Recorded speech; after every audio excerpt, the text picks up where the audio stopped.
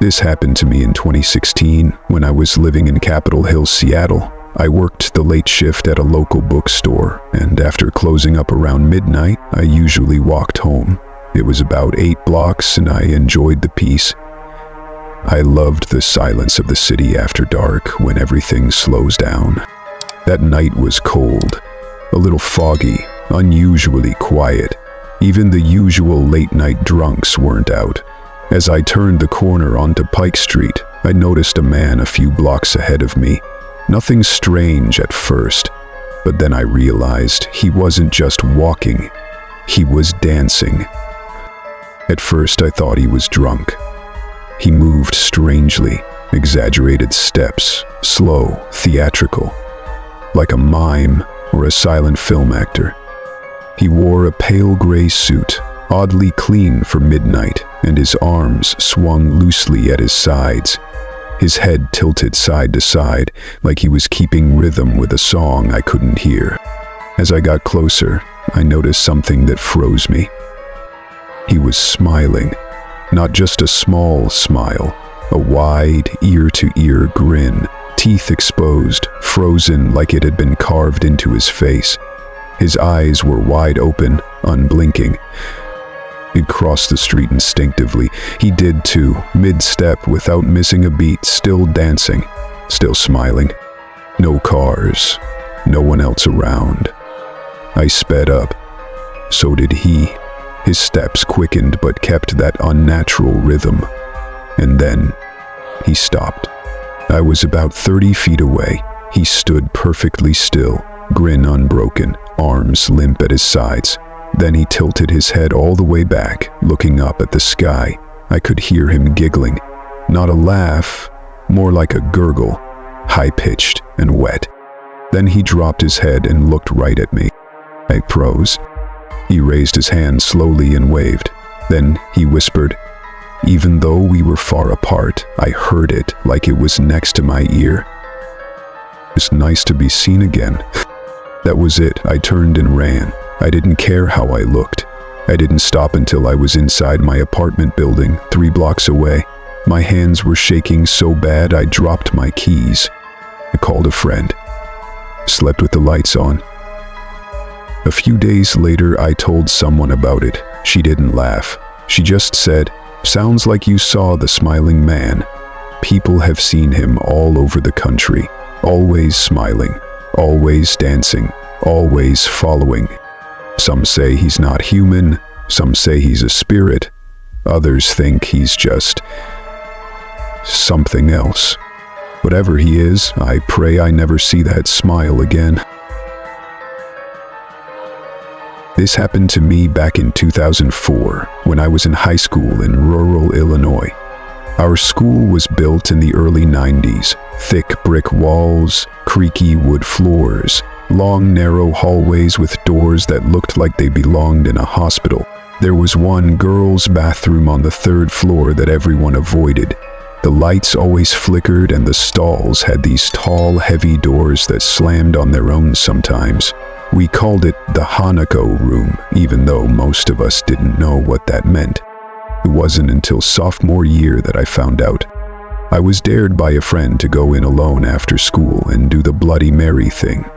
I didn't believe in that kind of stuff, but I was too proud to say no. So I went in. The room smelled like old water and rust. The last stall door was crooked, hanging slightly open. I looked at myself in the mirror, rolled my eyes, and said her name once, twice, 3 times. Nothing happened. I waited, still nothing. I laughed, told my friend outside the door she owed me a soda, and turned on the faucet. That's when I saw it. In the mirror behind me, there was someone in the stall. I turned around, no one there. When I looked back at the mirror, she was closer.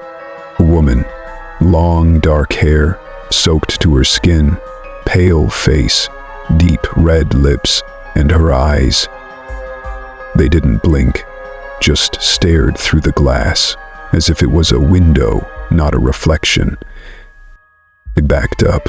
I heard the stall door creak. I turned and ran. As I hit the exit, I swear I felt fingers graze the back of my neck, cold, wet. I didn't stop running until I was outside the building. When I got home that night, I did some digging online. That's when I found out about Hanako-san, a Japanese urban legend about the ghost of a girl who haunts school bathrooms. She appears in the mirror if you summon her, and if she chooses you, she follows. I didn't sleep for 3 nights. Every time I turned out the lights, I thought I heard water dripping, always behind me. I still don't use that kind of mirror when I'm alone.